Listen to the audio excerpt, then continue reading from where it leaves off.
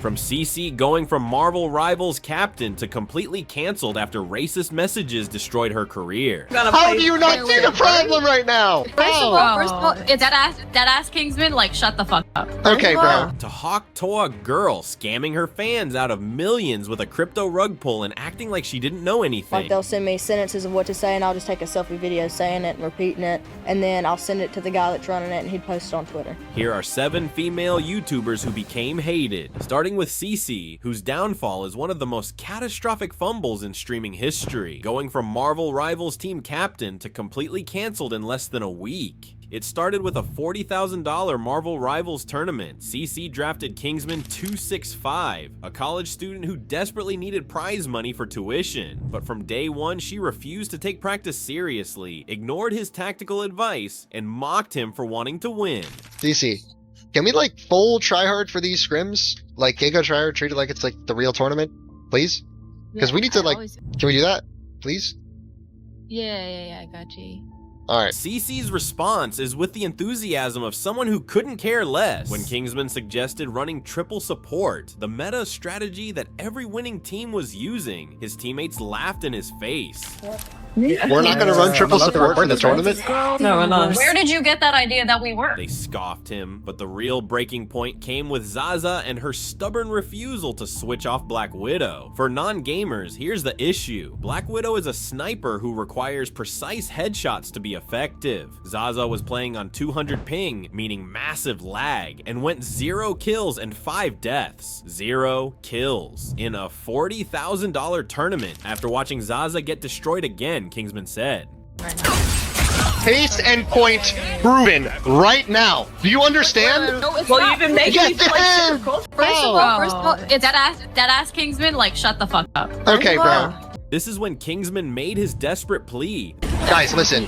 You may not want the money, but I do, okay? I really want to win. I need money for college. I need money for everything. And I want to try my hardest to get the right composition. Then she went on Discord and attacked him personally. I'm pretty sure he spent all 20 years of his life inside playing video games, which is why he lacks social skills.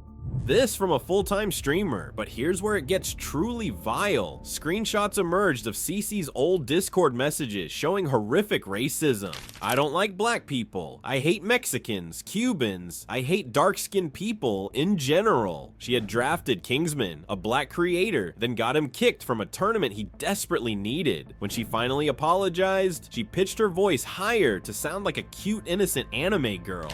I want to start off by saying that I did not get kicked from the tournament. I was banned on Twitch for violating TOS, saying something toxic to my friend in chat. I've said it before, but this time it was around a bunch of haters, so maybe it got spam reported, but it was just for 24 hours. The consequences were brutal. Lost sponsorships with Infinity Mice and Solaris, kicked from her creator agency, went private on all social media, and her apology video got ratioed so hard she disabled comments. Oh, and her team? They placed second to last in the tournament. Meanwhile, Kingsman gained hundreds of thousands of followers, someone donated him $3,000, and Marvel Rivals gifted him premium skins. CC's career ended because she chose toxicity over basic human decency, and the internet made sure she'd never forget it. While CC exploited her teammates for clout, Camila Araujo went from exploiting men on OnlyFans to exploiting women with a fake course, and somehow made it even worse by using her little brother to do it. After blowing up from MrBeast's Squid Game video as Player067, Camila launched an OnlyFans career. But here's where it gets disturbing. She made content targeted at children while selling adult material. She literally had her 12-year-old brother in videos asking creepy questions. How does it feel to have a sister that has an OF? My friends always ask me if it's pink, but I don't really know what they mean by that. Nani? Do you know? Jesus Christ. That's absolutely disgusting. Then she announced she was quitting OF with this dramatic sob story. I haven't even said this out loud really to people, and this is crazy. I'm quitting OnlyFans.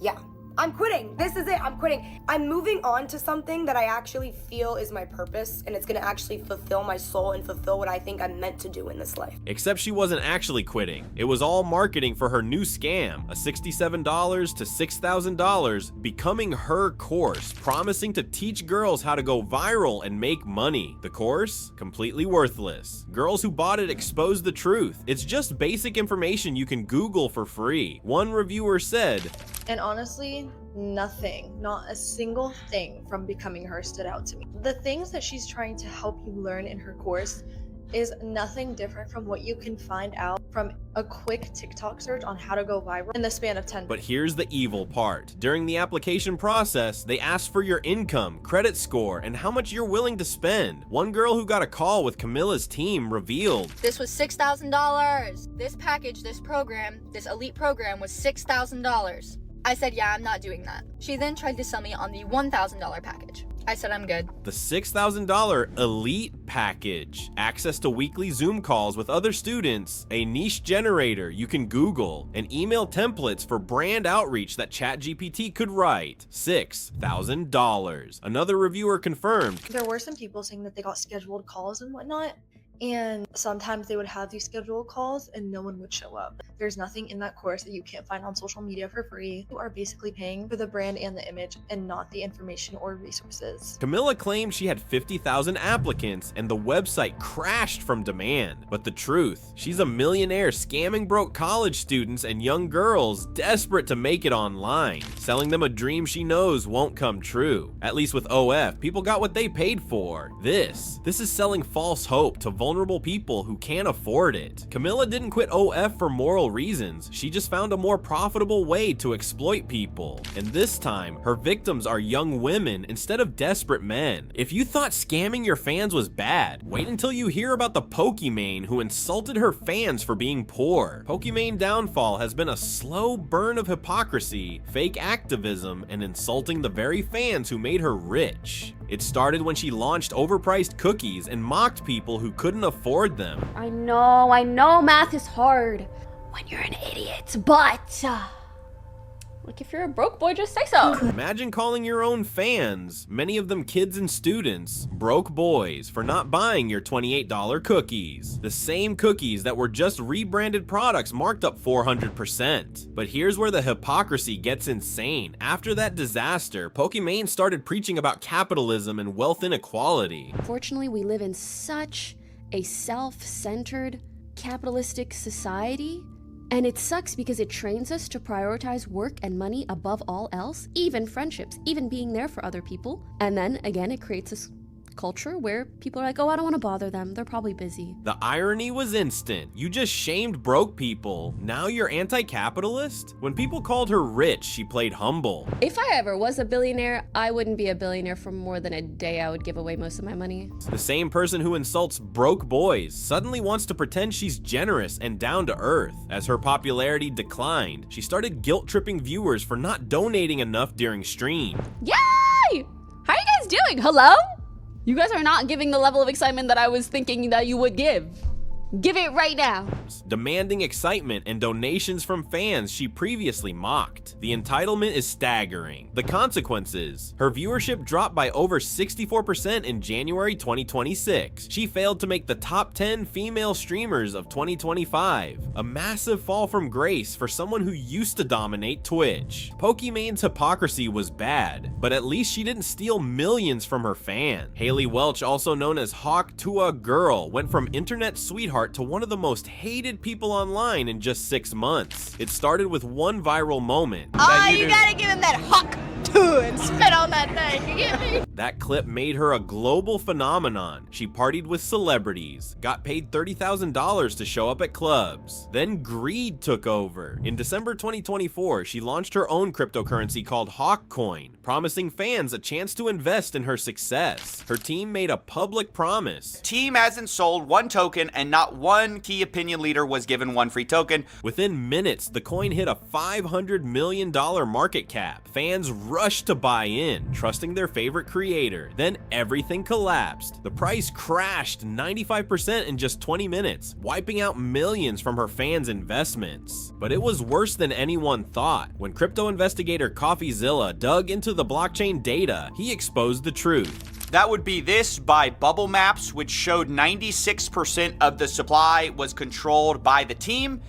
and was being sent out to a bunch of smaller wallets. Her team had pre-sold tokens at $16.69 million valuation, then let fans buy at $490 million, guaranteeing insiders could dump for massive profits. The scam made $2 million in fees alone in 24 hours. Then she disappeared from the internet for weeks, while victims filed a class action lawsuit for over $151,000 in losses. When she finally returned, she claimed it was a mental health break and admitted she was just a puppet. Like, they'll send me sentences of what to say, and I'll just take a selfie video saying it and repeating it, and then I'll send it to the guy that's running it, and he'd post it on Twitter. She promoted a financial product to millions without understanding what it was. Even her boyfriend lost money and got harassed at work. All the people he worked with were pissed off at him, Did people too. from his work also? Yeah, they also lost money, and they go up to Kelby at work and be like, yeah, your girlfriend's a fucking bitch.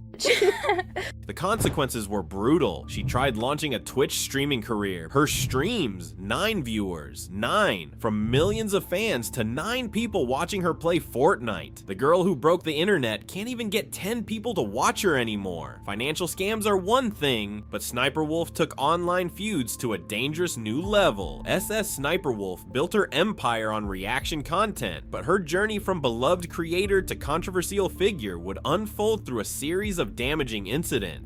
The trouble began when YouTuber JacksFilm started pointing out that almost all of SS Sniper Wolf's content was stolen from TikTok creators. In each of her hundreds and hundreds of videos, she plays other people's TikToks and provides extremely base-level commentary. This dude is running sideways! What? Jack argued she was profiting off other people's work without giving proper credit. If you want to support the original creators of the TikToks, too bad, because the only links you'll find in the description are all Sniper Wolf. Sniper Wolf fired back, claiming 90% of what I upload are my ideas, but the criticism continued to mount. On October 14th, 2023, she drove to Jack's house, took a photo outside his home, and posted it to her Instagram story. All right in front of your house.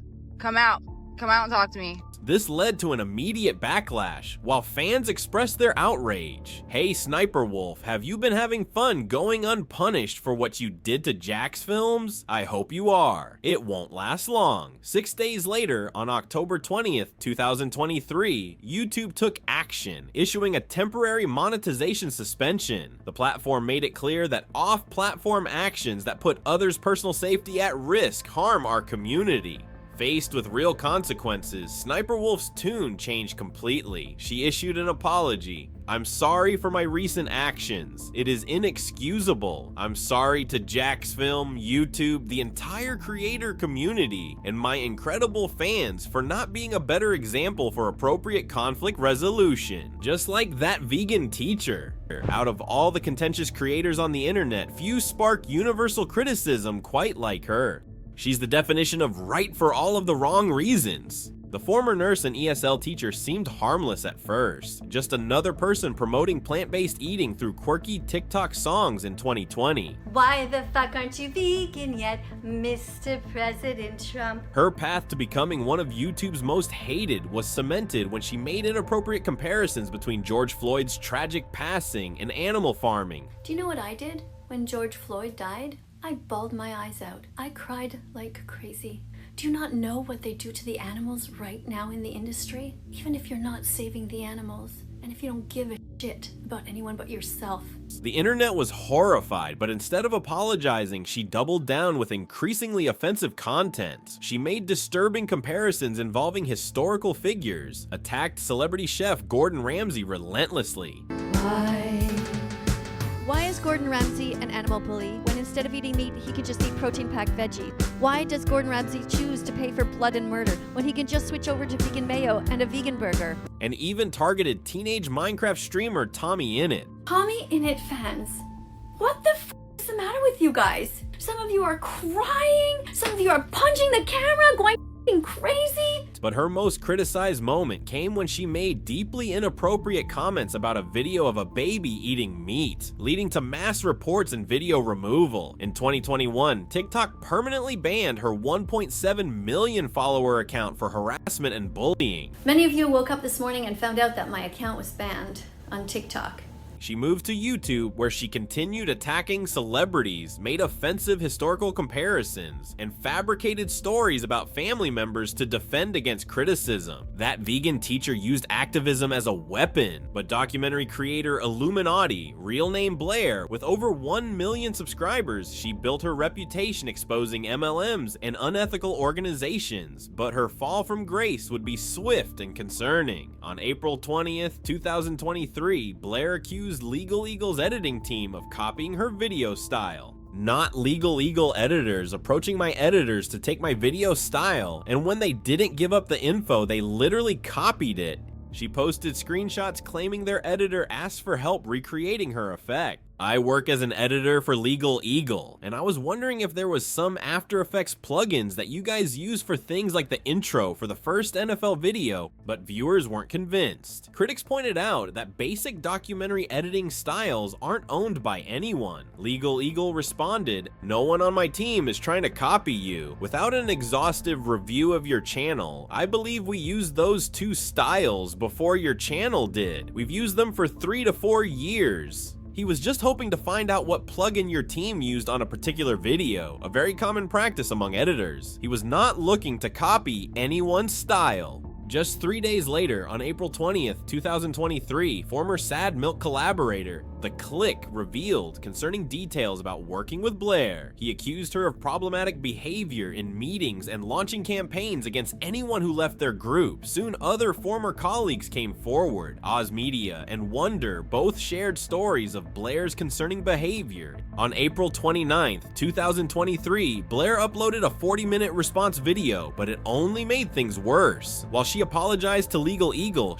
So to Legal Eagle and team, I just want to reiterate that I messed up, and I'm sorry for any stress this may have caused you and of course to your team. she spent the rest criticizing her former colleagues and presenting herself as the victim. The consequences were significant. In just 30 days, Blair lost over 100,000 subscribers as her reputation declined. The creator who built her career exposing others had finally been called out herself. So there you have it, 7 creators who prove that clout without consequences doesn't last forever. And if you love this deep dive into influencer downfalls, check out these videos next. Trust me, you will love it.